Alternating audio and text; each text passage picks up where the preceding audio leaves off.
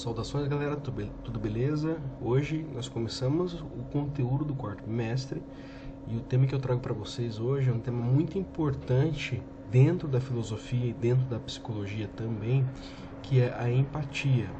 E por que eu falo isso que é importante para a filosofia e importante para a psicologia? Porque antes de ser algo que nós reconhecemos como parte do nosso cotidiano, a empatia também é um conceito que é objeto de estudo por vários cientistas, pesquisadores que tentam entender o que isso representa para a nossa condição humana, o que a empatia, ou seja, a capacidade de se colocar no lugar do outro, representa em termos de condição humana, daquilo que define o que é o ser humano. Então, hoje, por exemplo, nós já sabemos que a empatia ela representa um mecanismo interno da própria consciência humana, que é produzido pela seleção natural, né?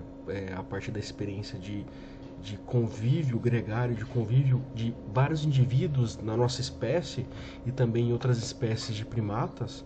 E esse elemento de reconhecer a dor do outro, reconhecer o outro como alguém que compartilha de emoções, de experiências, de afetos como você, isso é muito importante do ponto de vista da construção das sociedades, ou seja, desde o início, ou seja, da fundação das sociedades, das civilizações, a empatia ela representou algo muito importante porque ela estabelece essa conexão, esse vínculo entre as pessoas, tá? Então nós vamos tentar entender a empatia a partir da percepção filosófica, científica, para que dessa forma vocês compreendam que não é apenas um conceito que nós aprendemos como algo a ser desenvolvido, e sim, deve ser desenvolvido e cada vez mais dentro da formação de uma pessoa. E nós vamos ver que a empatia está relacionada também à cognição, à capacidade de conhecer, né? Então,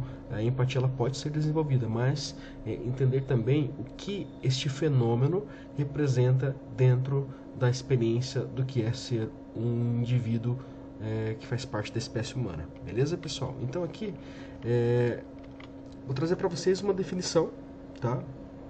E essa aqui é uma definição do filósofo australiano Roman Kizunaric, né? Eu acho que é assim que pronuncia, eu acredito que não seja assim, mas essa definição aqui ela é muito assertiva, porque o que ele diz? Empatia é sobre achar a humanidade compartilhada, tá? Então, essa capacidade de se colocar no lugar do outro ou de compartilhar experiências com os outros. Então, essa pequena frase, ela é muito importante e vocês guardem ela, não decorem, mas entendam o que ela representa, né? Achar a humanidade compartilhada. O que ele quer dizer com esta frase? Todos nós, independente das diferenças culturais, físicas, geográficas, tecnológicas, temos alguns elementos que são compartilhados dentro de todos os contextos, dentro de toda a linha temporal de desenvolvimento das culturas. Ou seja, uma pessoa lá no século 3 a.C. e uma pessoa no século 21 depois de Cristo tem alguns elementos que são compartilhados. E quais são esses elementos? Aí que entra todo o desenvolvimento da compreensão que nós temos sobre a empatia hoje como um mecanismo interno, porque ela se estabelece a partir de relações de afeto com pessoas que fazem parte do seu grupo, ou até mesmo com pessoas que já não fazem mais parte do seu grupo, que já faleceram, né? já vieram a óbito. Então, mesmo essas pessoas que deixaram de existir, você ainda mantém uma relação de afeto com elas por conta de uma construção empática. E não necessariamente essas pessoas elas precisam estar vinculadas consanguinamente com você, ter uma relação de sangue. Pode ser algo que você desenvolve a partir de uma amizade. Então nós também vamos entender como a amizade entra nesse processo de construção da empatia. Então essa compreensão de que achar a humanidade compartilhada é a base da empatia, ela é muito assertiva no sentido de que a empatia é sim essa transferência do outro, essa projeção no outro, mas também a apreensão, né? Compartilhar e receber o que é o outro. Então encontrar o que é comum aos indivíduos independentemente das suas diferenças. Então, a empatia ela começa com esse elemento fundamental. né? E a origem conceitual do termo empatia, que ela é muito importante aqui para nós, é muito relevante, pessoal, que vem do termo grego empatheia, né, formado pelo prefixo em, né, mais pathos, emoção. Então aqui o em é estar em alguma coisa, né? É parecido com o que tem no inglês do in, né?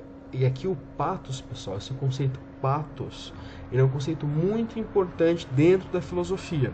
Vocês vão ver eles em muitos momentos, em vários anos, porque ele é muito analisado por filósofos modernos e também filósofos contemporâneos. Por quê?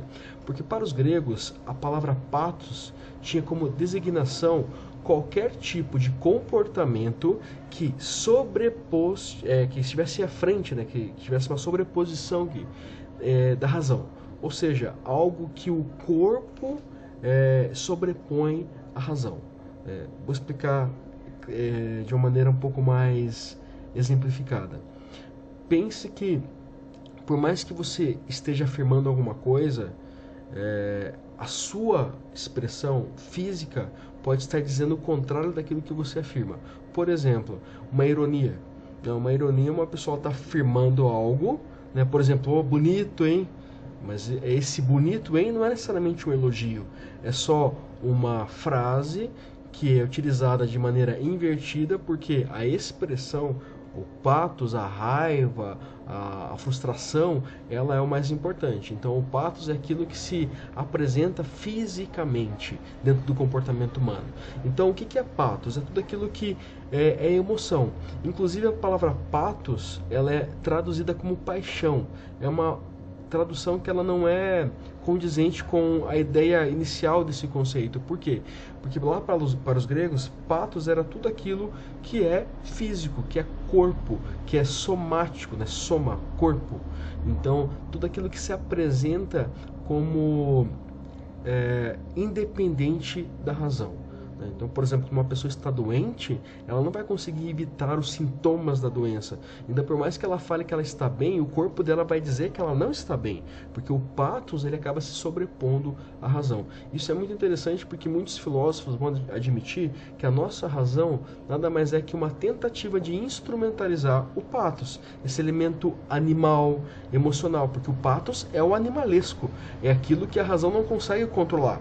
Então, vamos supor que você tem uma diarreia, entendeu? Você não consegue controlar o teu corpo, porque o pathos da diarreia, né, no caso a necessidade de evacuar é muito maior, porque o teu corpo ele se sobrepõe ao controle racional em vários momentos, tá? E também a palavra pathos, ela vai servir como prefixo ou sufixo de vários outros conceitos que são utilizados para descrever essa relação física entre os indivíduos, né, do comportamento humano entre os indivíduos. Por exemplo, a ideia de simpático, empático, né, ou apático, o prefixo a, a ausência de pathos, a ausência de emoção, o psicopata, que é aquele que a palavra designa ali mesmo alguém que tem uma ausência de alguma característica estrutural, né? O psicopata, o sociopata, o que mais? O pateta. Então essas palavras elas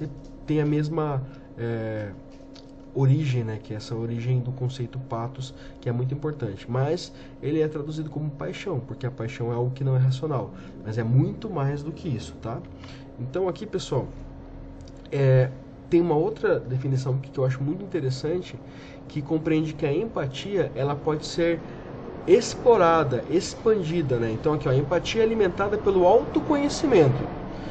Quanto mais conscientes estivermos acerca de nossas próprias emoções, mais facilmente poderemos entender o sentimento dos outros. Ou seja, esse reconhecimento do outro, essa humanidade compartilhada, ela só é possível a partir do momento que você tem uma predisposição. E essa predisposição vai a partir do autoconhecimento, no sentido de que você tem que reconhecer primeiro a sua humanidade. Se uma pessoa não reconhece as suas próprias humanidades, como é que ela vai reconhecer a humanidade do outro? Então isso é muito importante, reconhecer que nós falhamos, reconhecer que nós sempre estamos em processo de aprendizagem, né? Então reconhecer esses fatores humanos que por mais que eu me esforce, eu não vou conseguir me distanciar, eu não vou conseguir ser melhor do que ninguém. Por quê? Porque eu tenho esse pathos, eu tenho essas características que são compartilhadas. Todo mundo sofre, todo mundo se alegra, todo mundo tem problemas, entende? Reconhecer que uma vez que você tem essas características que são tão humanas, tão presentes na sua vida, você também identificar que o outro tem essas mesmas características dentro da sua experiência subjetiva, mas que, independente dessas diferenças, dos momentos, todos os seres humanos sofrem, todos os seres humanos têm que enfrentar problemas, desafios. Então reconhecer que você é alguém falho, alguém que não é sempre assertivo, que está em desenvolvimento, também vai te permitir reconhecer que o outro também está nesse mesmo processo. E dessa forma nós vamos criar mais tolerância. E a tolerância é um resultado natural da empatia, né? Não é possível tolerância sem empatia, né? Então a tolerância ela não consegue ser apenas racional, ela também passa por um elemento emocional, porque reconhecer os erros dos outros implica em reconhecer o pathos do outro, reconhecer os elementos emocionais do outro. Beleza, galera? Então, pessoal, só para nós terminarmos esta aula aqui, eu trouxe para vocês um artigo que fala sobre a gênese e o desenvolvimento da empatia, os fatores formativos implicados. Então aqui é um artigo que demonstra a partir de elementos da neurociência, né, e da biologia como a empatia ela está presente desde o início do nosso processo cognitivo, ou seja, desde o início da nossa espécie, desde do momento em que a nossa espécie ela se desenvolveu como Homo sapiens, no caso, né? Quando ela se destacou dentro de toda uma história evolutiva. Beleza, pessoal? Então aqui, ó, eu vou trazer para vocês, está aqui já selecionadinho. Peraí, só um pouquinho. Aqui, cadê? Só um pouco, galera. Aqui, tá? Esse artigo aqui, ó, tá, Gênese e Desenvolvimento da Empatia. Ele, se vocês procurarem por esse título no Google, vocês podem encontrar. Mas na verdade, pessoal, eu só quero mostrar para vocês uma parte aqui em específico, tá? Que é aqui, ó. 215 aqui, ó. Então, ó, aqui. Há evidências de que a empatia está presente nas pessoas desde o início da vida. Quando o bebê já tem capacidade para expressar sinais emocionais importantes à sobrevivência e também para responder aos sinais emitidos por outras pessoas. O próprio choro de um bebê recém-nascido, em resposta ao choro de outro bebê, pode ser entendido como um indicador de presença da empatia, né? Nesse sentido, a pesquisa de Busabi, Pedro e Carvalho, de 2007, no intuito de argumentar acerca da ontogênese da empatia, relata um episódio de cuidado entre dois bebês. As pesquisadoras iniciaram seu artigo descrevendo a situação ocorrida no berçário de um orfanato e registrada por uma câmera. Um menino de 9 meses ouve outro menino com 13 meses chorando. Engatinha até ele e, ao encontrá-lo, toca-lhe desajeitadamente a cabeça e as costas como um gesto de carinho. Cessado o choro, ambos se olham e, como estão próximos a um berço, começaram a brincar em torno do móvel, esboçando sorrisos. As autoras entendem que o gesto protagonizado pelo bebê de 9 meses representa um ato de empatia, porque ele parece ter recebido o desconforto do outro menino, tentando de alguma maneira minimizá-lo, ainda que não tenha feito de modo consciente e intencional, né? Então, o que isso aqui demonstra? Demonstra que a capacidade da empatia ela é inata, de alguma forma. E nós sabemos aqui, nesse artigo, eu vou colocar esse artigo para vocês junto com o link da aula, se vocês tiverem curiosidade de ler. É uma leitura acadêmica, pessoal, não é para o nível de vocês ainda, né? Tem várias informações aqui de várias áreas de conhecimento, mas eu queria trazer essa parte em específico, esse caso, para vocês entenderem que isso aqui é um artigo científico, pessoal, falando sobre os aspectos biológicos da empatia. Mas em dado momento eles trazem aqui um estudo de caso, que é esse estudo de caso entre dois bebês recém-nascidos. E por que os bebês recém-nascidos são importantes aqui? Porque não existe um tempo e não existe nem uma abertura cognitiva para que a empatia seja aprendida neste momento. Então, se um bebê de 9 meses já desenvolve, já apresenta essas características, isso significa que a empatia, de alguma forma, seria um mecanismo inato. Obviamente que esse estudo aqui passaria por vários estudos de casos semelhantes para chegar a uma conclusão de que isso aqui seria verdade. Mas é interessante essa observação de crianças no seu estágio inicial de desenvolvimento para identificar esse processo de empatia. Beleza, pessoal? Então, deixa eu voltar aqui, só para a gente ver, terminarmos aqui. Então, dito isso, pessoal, na próxima aula, tá, eu vou colocar esse artigo para vocês, se vocês tiverem curiosidade. Vou colocar também 2 questões sobre esta aula para vocês responderem. Façam, que já vale nota. Tá? E na próxima aula nós vamos falar sobre este conceito.